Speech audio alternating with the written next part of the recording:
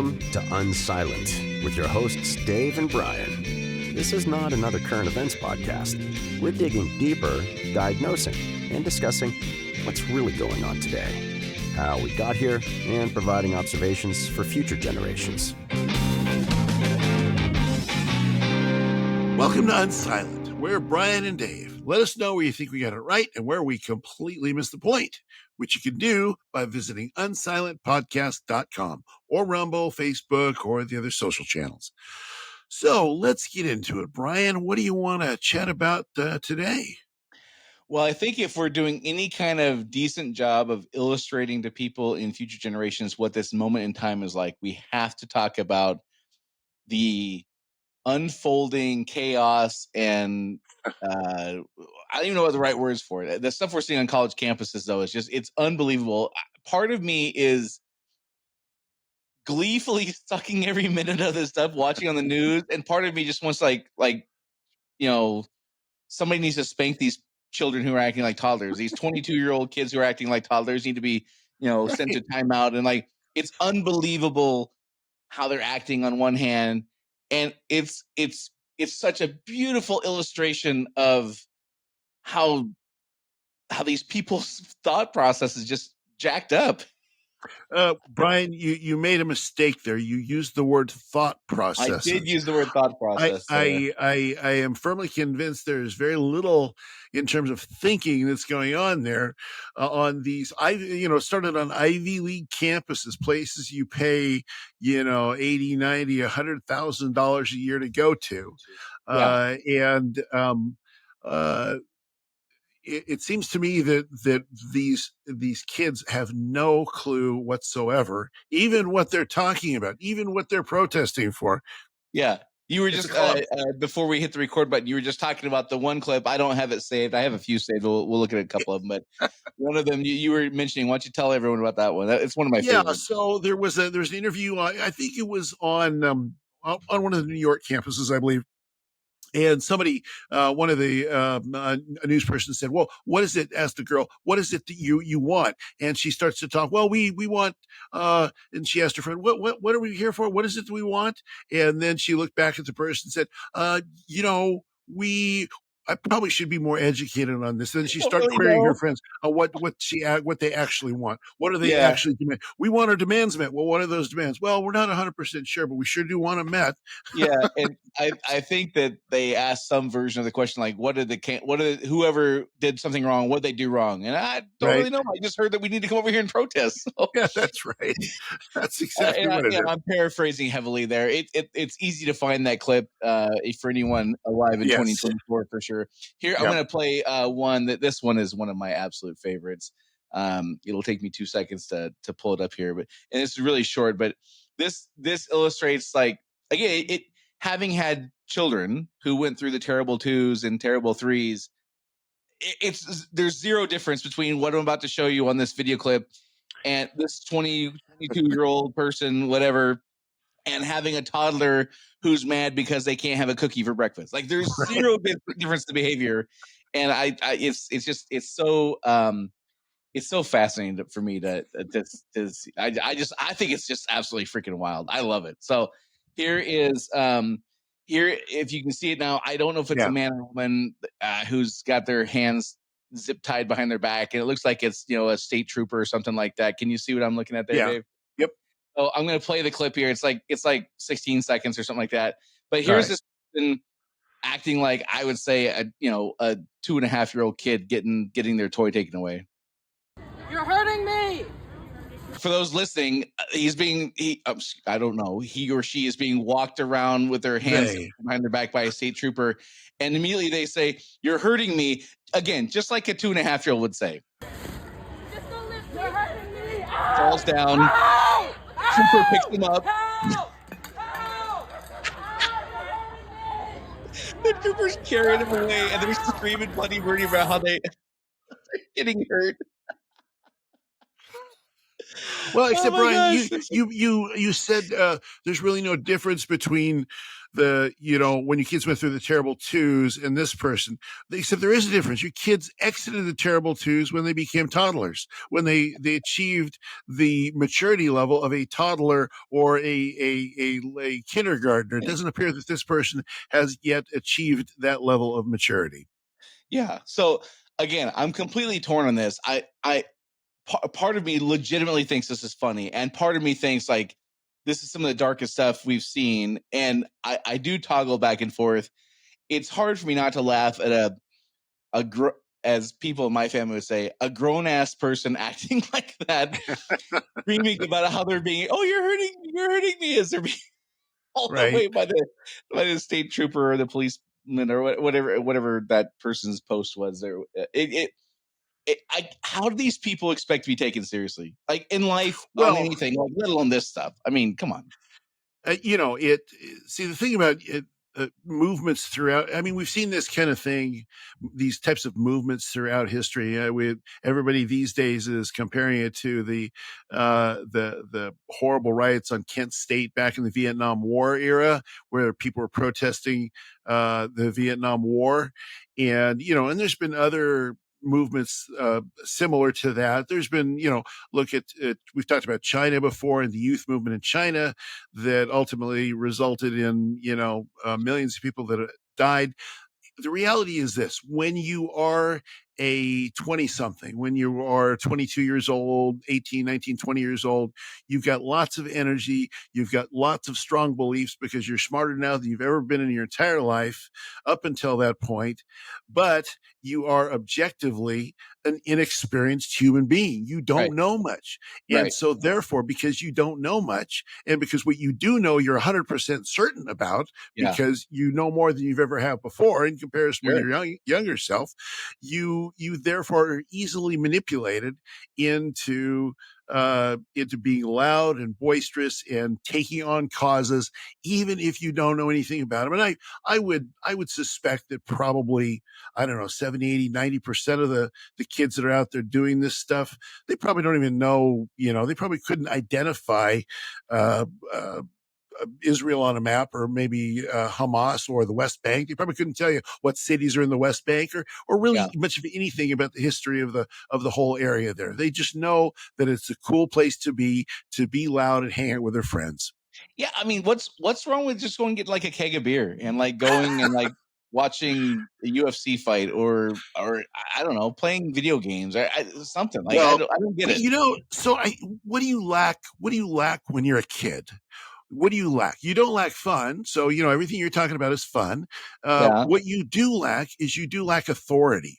You do yeah. lack any kind Well, of moral these authority on kids anything. especially do, for sure. Yeah, there's no What's that? question. Yeah, I mean, you don't have any moral authority on anything. In fact, everybody's telling you what to do. Now, all of a sudden, somebody says that the system is corrupt and it's oppressing these people, and these things are wrong. And you can go out there with moral authority, and you can tell the people that have always told you what to do. You can tell them what to do now. Yeah, So I think there's a real deep appeal, because these kids, they want to be adults. They've never been adults. They're still not adults.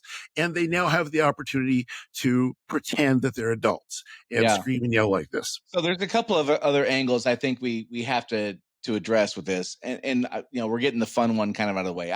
Again, they just remind me of, like, they look like caricatures of toddlers to me. Yes, They really absolutely. do. Yes. Now, so that's the part of me that like sees this as like silly and whatever. Now, along with this, there's some really dark stuff going on. The Sure. videos, again, these are easy to find. I'm looking at one now where they literally beat this girl up, who's a Jewish girl, and they literally beat her unconscious. And it's Yeah. just a mob of people in the Hamas, like these scarves, where those things are called, the black and white, that like Kafia. Kafia. apparently like you just go to Target and buy those things now, or like Walmart. They all It's in have the these things. terrorist section of Target. I don't know how do they all have these things like overnight. Who knew that these things were even a thing, right? So, Right. Right. and I mean, you look on and like 40% of the crowd has these things. Like I Yeah. didn't know you just like went and got them. That's shocking to me. Whatever.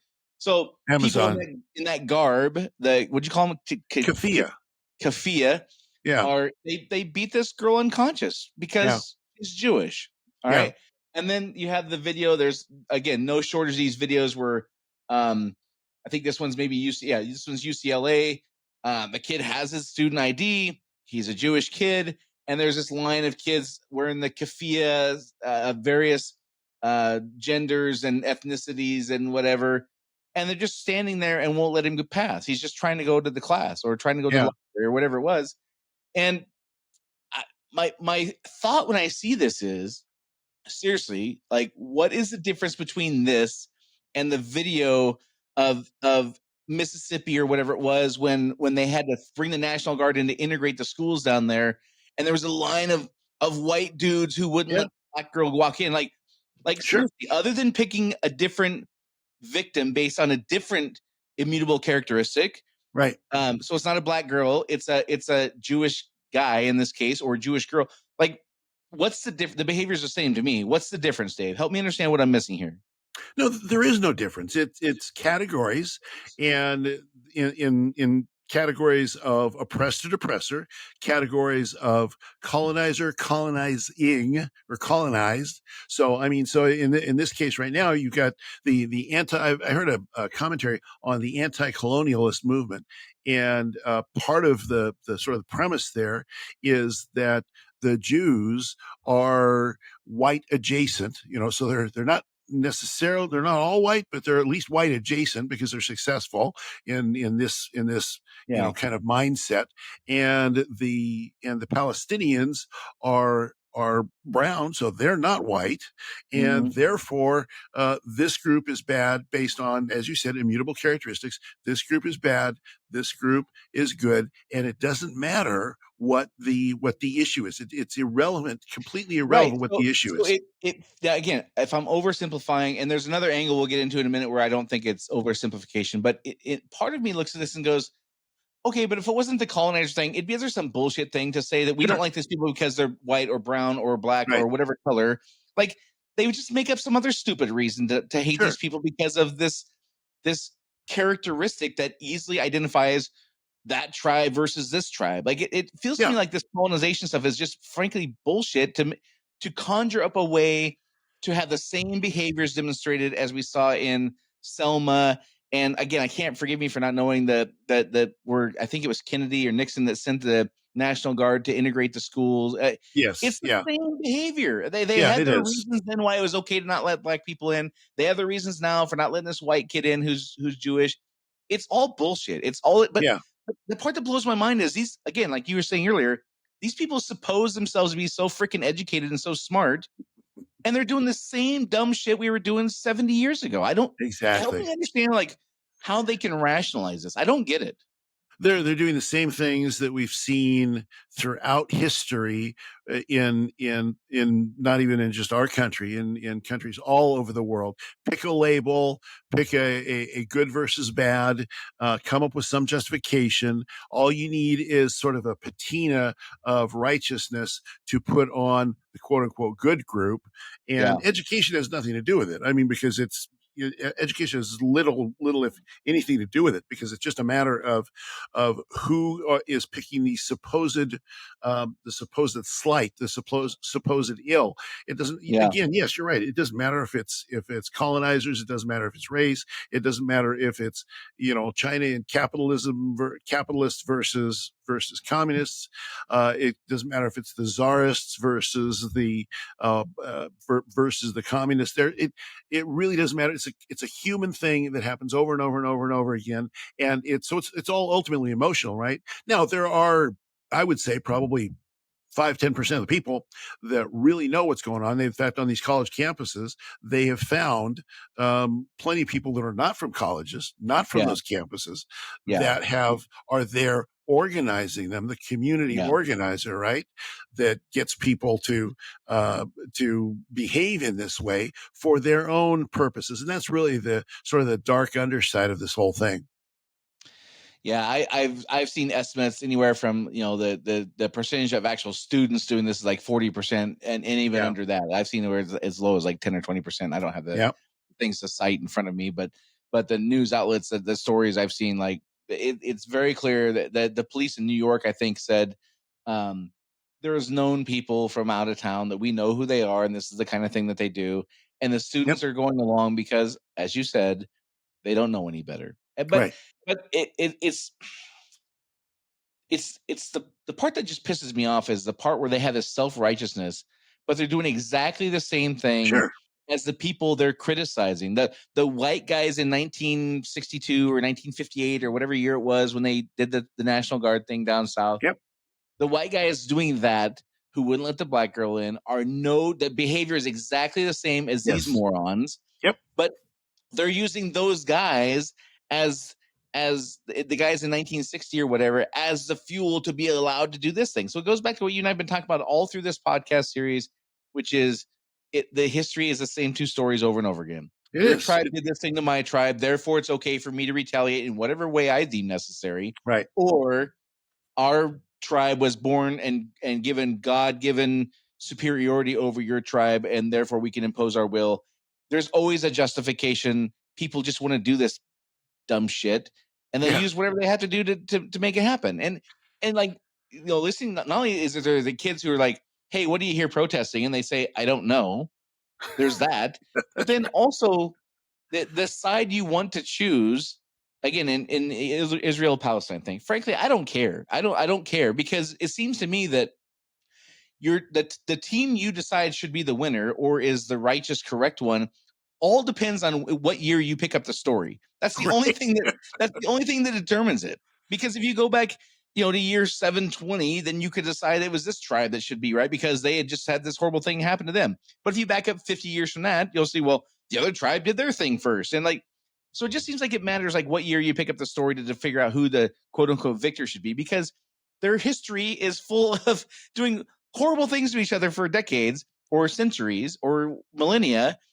And at no point have we been sophisticated or evolved enough as a species to say, how about just right now, we just starting now, we just don't do this anymore. But we have the self-righteousness as if we are doing that. That's the part that pisses me off.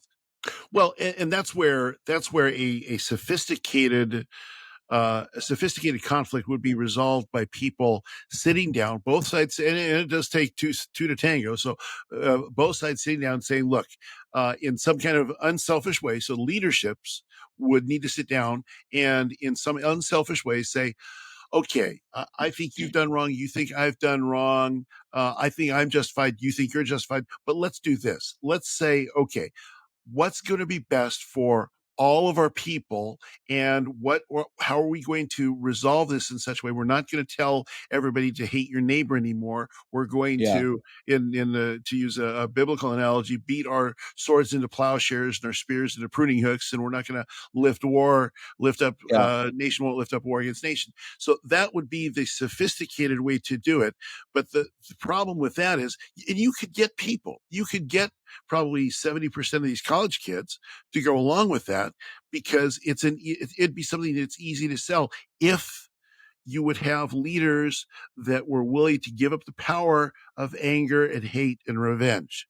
See, that's so what you're saying is all these things would work except for when you factor in human nature. Yeah, well, there you go. That's pretty much it. Yeah, factor in human nature, and we're all toast. That's kind of the bottom line. That is the bottom line. Yeah. All right. So then we got the humorous caricature part of this, where these guys are just acting like 2-year-old imbeciles, right? And the part where they get a scream bloody murder as soon as something happens to them that they don't like, and they tantrum, so that part is caricatured, funny, right. Weird kind of way, right? And then you got the part where they're doing the same thing as the guys who wouldn't let the black girl in the not yet integrated school in Mississippi or whatever town that was in 1958 or whatever that was, right? Okay. Then there's another angle, and this is not my idea. I'm going to read this to you because I think this is a pretty good take on this, actually. And it's not my idea, as I said. This is from Elika Laban I think how she says her name. I'm not sure. Okay. This is on Twitter, aka X. And I'm just going to read this because I think it's a pretty good take on it, which I think is a fascinating thing that hadn't really occurred to me, but it kind of makes sense. So she says, I can't believe I have to explain what's happening here, but here goes. Elite students of Ivy League schools have glamorized oppression so much that they have now reached role play status to satisfy their fantasies. Here, the students have appropriated the suffering of Gazans and are cosplaying as living through the humanitarian crisis. In their American make-believe story, where Ivy League infrastructure sets the scene, the students play Gazans and the school administration plays Israel. So they're pretending to be like as if they're the folks in Gaza, and the school administration is they're treating them as if they're Israel. Israel, the school, it says in parentheses, is blocking their quote unquote basic humanitarian aid in this play, which is words that they've actually been using, these students that have lost their minds. There is blocking their basic humanitarian aid in this play, and if they don't receive it soon, they will quote unquote die of thirst and starvation. Another quote from a student doing these silly protests. In which case they're appropriating exact experiences of Gazans. Right. They also destroy upper class buildings and claim them as quote unquote liberated, while the students repeat chants in zombie like chorus. I got to pause here, Dave. If you ever see me chant anything that starts with or ends with "hey hey ho ho," like just a bullet in the back of the skull, just like it, that like it's time for me just to be done. Right? If I ever chant something that sounds like "hey hey ho ho," so and so has got to go. Like that's my signal. Like I'm done with life. Just put me out of my misery. Okay, all right. Back to my reading here. In this play, if they don't receive it soon, they will quote unquote die of thirst and starvation, appropriating exact experience of Gazans. They also destroy upper class buildings and claim them as quote unquote liberated, while the students repeat chants in zombie like chorus, playing the role of quote unquote freedom fighters, right? Destroying Israeli infrastructure and claiming them freed. If I'm alive in a world where people don't see the levels of perversion in this, I give up. She goes on to say, you don't see this in lower tier schools from kids of lower socioeconomic standing because they aren't plagued with the guilt of privilege that they're seeking to launder through Middle East role plays of feigned suffering. Yeah. This is as first world dystopia as it gets. Meanwhile, these Ivy League students who can have much more than a glass of water and as much food as their stomachs can take are commanding the attention of the media and the entire American audience, while actual Gazans who need humanitarian aid are ignored. I still have to pinch myself that people don't see this. So I don't know that personally, the Israel Gaza / Palestinian thing. I don't have it. I don't know. I don't know enough to know. And again, it just seems to me like it depends on where you pick up the story. But the parts that I think are fascinating here for Kenny G to understand if this gets watered down over the decades. Yeah, these students are doing this thing where they break into a building using like hammers and stuff and smash through the glass and gain access illegally into the building. Once they're there now they're being oppressed. And this building that has running water, they literally said there was one gal who was, again, a 20-year-old, 22-year-old, whatever she is, literally was saying how if they couldn't get bottled water, they would die of thirst and starvation. Yep. Tap water, it can't cut it for them. Into this building that they broke into. So I don't know if you're going to break into a building, maybe bring a solo cup with you if you're worried about getting thirsty. Right. I don't know. It seems like a pretty basic thing. Or bring a bottle of water yourself and then just refill it. That may be a thing too. I don't know. You go with logic and common sense again. Right. But they will, her words, die of thirst and starvation. Yeah. And it is like they're doing this kind of cosplay, kind of role play thing where they inject themselves forcefully into a situation where they get to be the oppressed and fight back against the man, who is the oppressor, who didn't ask for any of this shit. Well, and let's look also at when this is occurring in 2024, and what sort of what societies these things occur in. So one of the things that I think is pretty obvious is these things occur in societies where there is a general lack of meaning that people feel. So, there's a number of things that are happening in our society right now, where people are just, they can't get meaning from their, their a gazillion channels they've got on all the streaming services. They can't get meaning from their jobs. They've exited churches and synagogues and mosques and all that. So we've got a crisis of meaning in our society, of purpose. And somebody comes along and says to you, "Hey, I've got something that will provide you deep meaning. It will give you moral authority, justification for doing just about anything you want to do. It'll give you purpose. It will give you camaraderie by hanging out with all sorts of other people in whatever quote unquote church, the church of the college swastikas, I guess you could call them, that are out there harassing the Jews and doing damage. And you're right. And here's the problem. Here's where this could lead. And we've seen this before in the Kent State riots back in the 70s, protesting the Vietnam War. Kids were killed. Kids were shot in those riots. People died. And the problem is that, it's all fun until people start getting killed. But if people will die for meaning, people will take risks if there's some deeper meaning to what they're doing than they will for if they miss NCIS New York or whatever. So this is why it's dangerous. And here, I think this is the one of the many unfortunate side effects of putting yourself on the same level as God. Yes. And when you say people who listen or have theology or have a God in their life or whatever, or a religion in their life or whatever, that those people are rubes, and you, having gone through your Ivy League or high dollar state school or whatever, private school or whatever, your education makes you smarter than those people, and therefore you're actually smarter than their God, because their God's some make-believe thing in the sky. So I'm smarter than you, and I'm definitely smarter than this thing that you believe in that doesn't exist.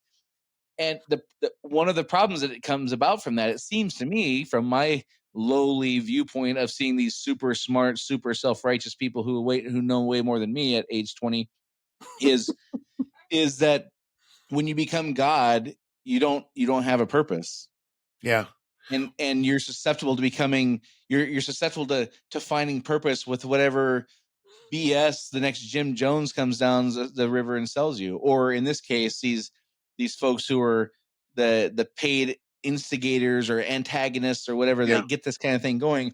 When you're on par with God in your mind, and you are the arbiter of what is right and fair and just and all those things, based on this vast knowledge you've gotten through your 19 and a half years of life, and the vast knowledge that the teachers who are teaching you their wide range of political opinions, they're not narrow-minded at all with what they're teaching these kids. They give them a whole plethora of ideas to consider. Oh wait, that's not true. Maybe that's not. true. Maybe not so much. Maybe not that part so much. So you end up with these people who have a very narrow viewpoint, who have this superiority complex where they think they're actually smarter than God, and they don't realize that they're so susceptible to really horrific ideas.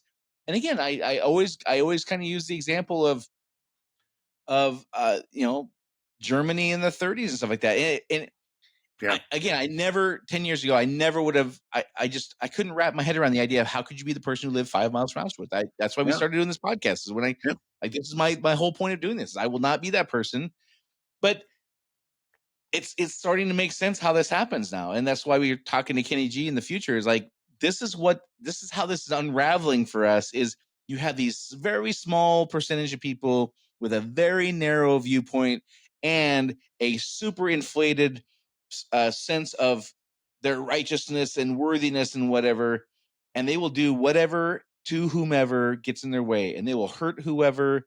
And I watched this one video. They're being it was a reporter like walking around, just like putting a microphone in people's face, like, hey, what do you think? What are you hoping to get out of this? What are you gonna do when the cops come? That kind of thing.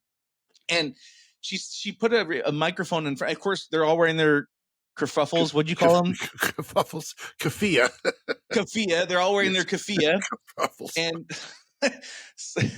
And so as soon as they see the camera and microphone, they turn away because they have to hide their face. So, way different than the Klan back in the 40s or in the 30s. Like way different than that, right? Or not.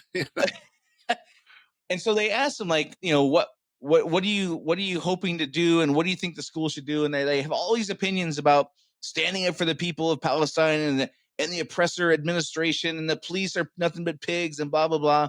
And then they said, what about the kids who pay $100,000 a year to go to school here and they can't get to the library? And the answer was awkward silence and a shrug of the shoulders, like, yeah, I don't really know how I'm supposed to handle that. I don't. don't really have an answer. And it's just like they just dismiss it. That's not really a thing for me to be concerned about because I got these other bigger moral obligations you little people couldn't possibly understand. Right. Yeah, and you cannot.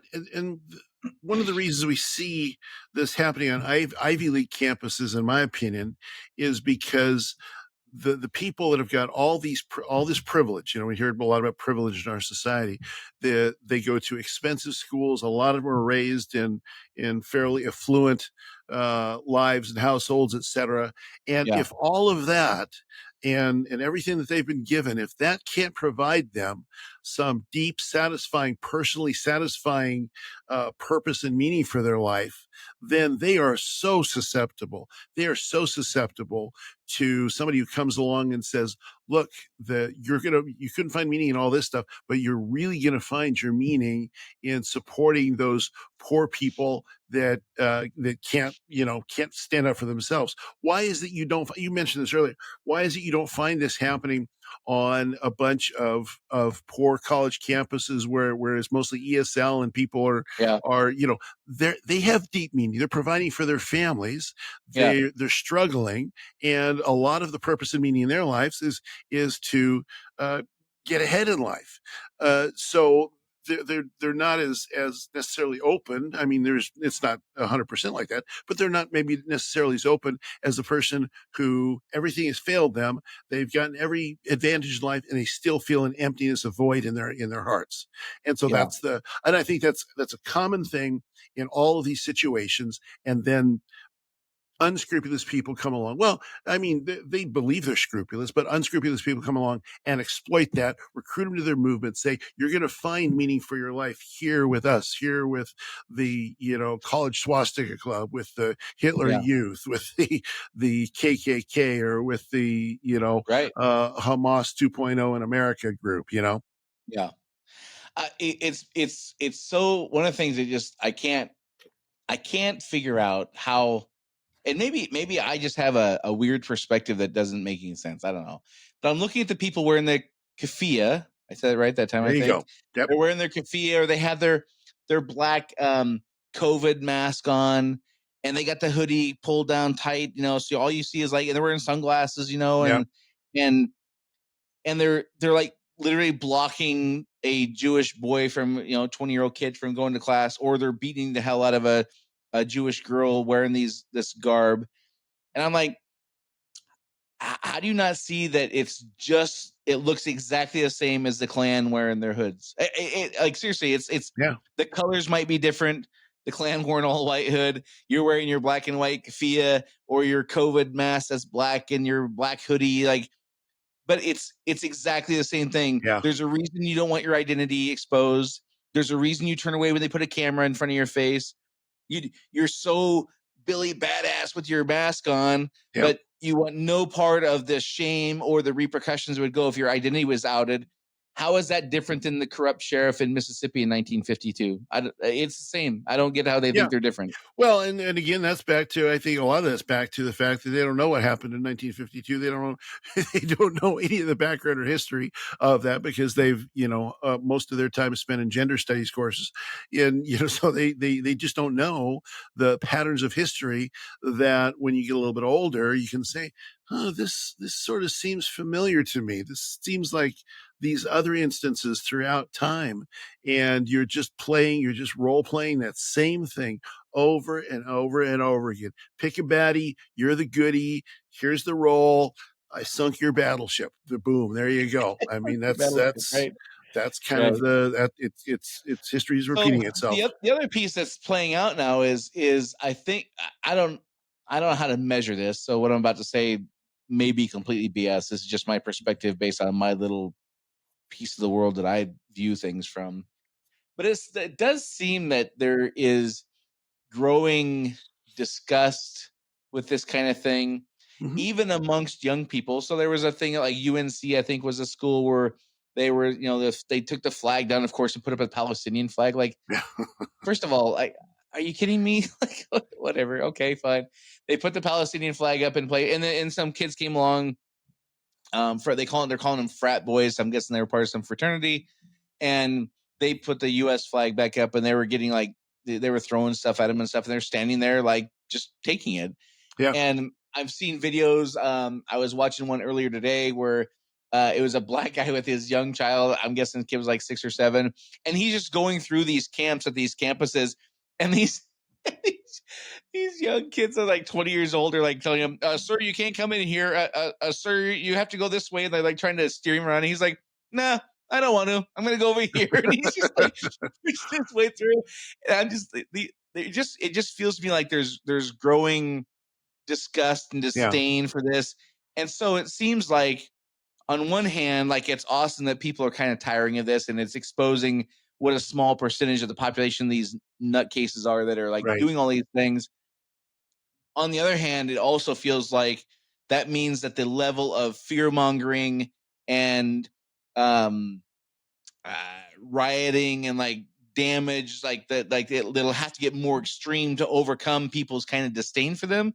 Yeah. Does it feel like that to you too, or how does it Oh feel to yeah. you? Well, it's unsure. I'm unsure which way it will tip, because yes, there's plenty of people, even among the young, who say, this just doesn't pass the smell test. It Right, doesn't, 100%. they might have learned in 6th grade about, racial segregation, the KKK, and the Yeah, evils that happened in 70, 80 years ago. They might know something about that. So if for them it won't pass the smell test. The other thing is that the then you've got a stratification on the angry side. You've got stratification between those that are leading it and who are true believers and committed and can explain to you every wrong that's ever been done by the people that they hate. And then yeah, there's the 80% of the people that are following him because it's a cool place to be and you can feel self-righteous doing this. Their commitment level is just the commitment level of the crowd. As long as it's cool to be there, they're going to be there, but they don't have a deep ideological commitment to the cause. yeah, And so it's very possible to see this whole thing kind of unravel when enough people push back and say, one question here, what about this? And they can't answer the question, and they go home and they think, well, maybe it isn't right. Or when they see the people that are the committed, partisans, not in a political sense, but in a combative sense, when they see the committed partisans doing things that are just, you beat that girl up. What, how, yeah, I'm down for the struggle, but you beat that girl up. I just don't feel good about that. So there is a danger for the angry side that it could fall apart because it's a mile wide and an inch deep, except for a very small leadership minority. And that, now, the problem with that is that the leaders know that. They know that their support is not, yeah, is not 80% of people who can explain, here's why Hamas does this and here's why the PLO does this and Yasser Arafat and, all this stuff.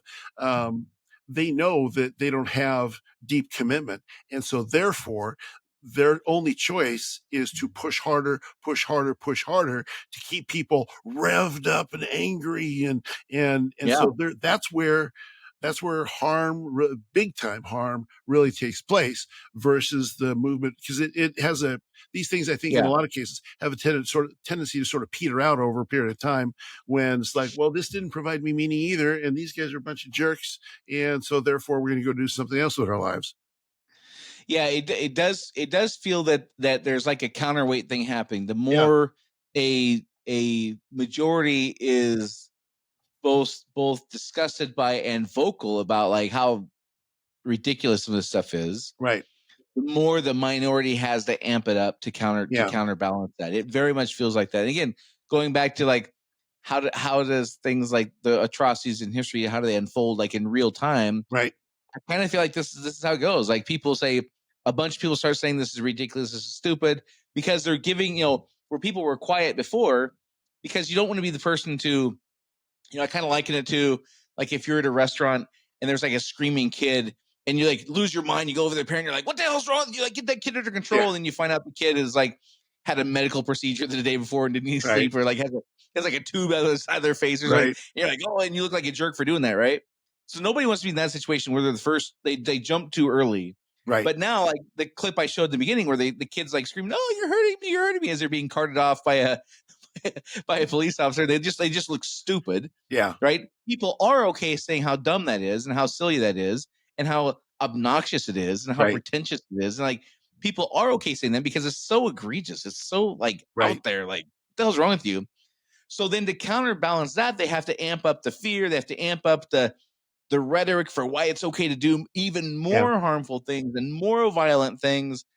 And I just, part of me has been thinking, I'm so thankful that there hasn't been another George Floyd moment, Yeah. because Yeah. if there had been some kind of like trigger, the match Yeah. kind of thing, like, oh my gosh, like all hell would break loose. Like Right. even without that, and I just, part of me is like super, and again, I'm not saying like bad things haven't happened.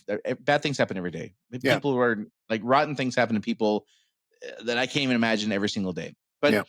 But there hasn't been the George Floyd moment to like spark this summer of outrage, but the outrage is happening anyway. Sure. And so they're taking more minor things and making a much bigger deal of them to justify the behavior, because it seems like the truth is they just want to riot and they just want to break shit and they just want to do this stuff. They just want to be the guys who won't let the black girl in the school no matter what. And you have to, for the movement to sustain itself, you have to maintain the anger level. It's hard to maintain the anger level when you don't see things in front of your face to maintain that anger level. So here's what I mean. So one of the differences between now, for instance, in World War II Germany, is before World War II Germany, there was in the Weimar Republic and just after, there was tremendous legitimate anger about, they were treated poorly after World War I, and everybody knew somebody who had very bad things happening to them as a result of that. So it was in your face. In the Vietnam War, lots and lots of people on college campuses knew friends who had gone there, who were drafted, who had gone there or volunteered, whatever. They had gone there and they'd come back in a body bag. So it was deeply personal. Now, I don't know that most, and so that's how you can maintain an anger and a movement when that happens. And in the Vietnam War protests, it went away when we didn't draft people anymore. I mean, just boom, there you go. Yeah. It went away. So if you don't have something right in front of you that is obvious, it's agreed to. Yeah, the Allies treated us horribly after World War I, so it must be the Jews, or whatever. Then you have to ramp up something that people don't know about. I doubt that most people could really articulate the Palestinian cause that are on these college campuses, and they don't see it in front of them. And so that's one of the reasons that this movement, while it is angry and it's hot right now, is also has a weak underpinning because you just can't pin it on a lot of things. Now that also, of course, a cornered tiger, a dying tiger is the most dangerous kind of tiger and can lash out, and it could go very badly. But I could see how this whole thing could also just poof, evaporate, because it's the outrage du jour passes, and and then, of course, the other thing we're coming up to too, the other problem that we're coming up to too, is like the George Floyd riots and all of that. These things tend to happen in the summer. They happen. They happen when it's one thing to protest and to set up your. You notice how all the tents are green. All those tents in those. I did notice how they're all exactly the same color. Yeah, kind of. There must be some place like it's like you buy the tent the same place you buy the keffiyeh. It's a mail order catalog. It's Activism R Us. I should start an online business. I can make a lot of money. Activism section of the Walmart is where you get everything. Exactly. So, but they don't sell bottled water though. They absolutely do not sell water there. Apparently not. Yeah, apparently not. Yeah, that's because that's why all these kids are dying. You can tell they're all dying. That's right. So these things happen when it's convenient for them to happen as well. So you wouldn't see them out in 10 below zero in someplace in northern North Dakota or something like that. Or So Maine. yeah, or Maine, Cambridge, or even New Massachusetts, York. probably not. Yeah. Yeah, how many of them will go away if it's freezing or just pouring down rain or flooding in New York? So there's a lot of Well, factors that go into and, this. and this is part of what tells me that they just want to break stuff, and they just want to, again, tantrum like toddlers. Yeah, It's such a mirror image, the yeah. behavior. And what tells me that that's what they just want to be able to tantrum and just like have their will I want to be displayed and like heard. whatever. Because if they truly believed in the cause, you know what they might do? They might fly to Palestine and like Right. help those people. Yeah, Or they might fly to Palestine and pick up an AK-47 and like support those people in that kind of way. yeah. Or they might go over and cook them meals. Or they might go over and like help them build shelter. They might Right, go, watch their kids and help educate their children or provide daycare services. right, There's no shortage of things that they could do if they wanted to truly help. right. They don't want to truly help. How do I know that? Because they don't go truly help. Exactly. Well, and these are They- some of the richest families, some of the upper middle class families. If they want to take some of their wealth and do these things, yeah, that would show some actual solidarity with people that they want to help. Yeah. And history is full of people who really believe in a cause. Yep. Go fight for that cause. David Bowie went to the Alamo. He was from Kentucky or whatever. Yeah. The guy in the movie, what's the movie No, that Matthew Davy Broderick was Crockett. in? Davy Crockett, not David David Crockett, I'm Bowie. sorry. David Damn it. Bowie I was gonna say, he when did was there also. When did David Bowie go to the Davy, Alamo? Jim Bowie. Was Jim that his Bowie. name? Jim Bowie. Bowie Yes. knife guy. Yeah, I'm sorry. Not David Bowie. Not Major Tom.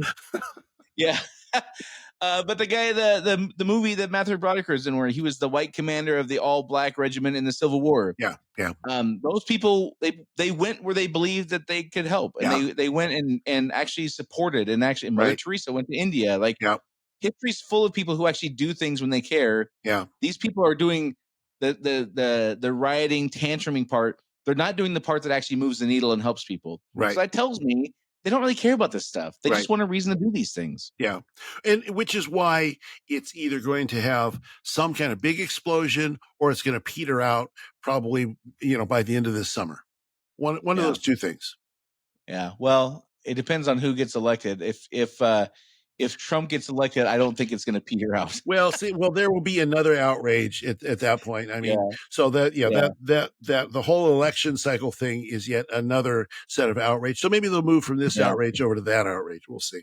Well, I hope that I'm looking forward to. I hope I live to see it. When there will be a time, there will be a day of reckoning where these folks in their keffiyehs beating up the Jewish girl. There will be a version of the Nuremberg trials, whether it's that level or just the shame and embarrassment of, you were kind of a dumbass kid, like and for all your self-righteousness, look at the things that you allowed yourself to do. Right. And frankly, I hope their parents feel some of that too. Like good grief. Come on. I mean, I think probably when they start pulling down their masks, when they start getting expelled and they realize they can't go to their, law school anymore, they can't get this great career that they wanted, they realize there's consequences for their actions. When that happens, then, for a short period of time, people might realize that, maybe I shouldn't do this anymore. But this will occur again. This whole narrative will play out again with people that lack meaning in their lives going and looking for a cause, and mostly young people, and the old people that are in charge of that will use them because it's happened over and over. That's what Kenny G's got to look for. I don't know what the cause is going to be in the year 2100, but there's going to be old people doing this, young people doing that, and the psychology of it will play out exactly as it is now. Yeah.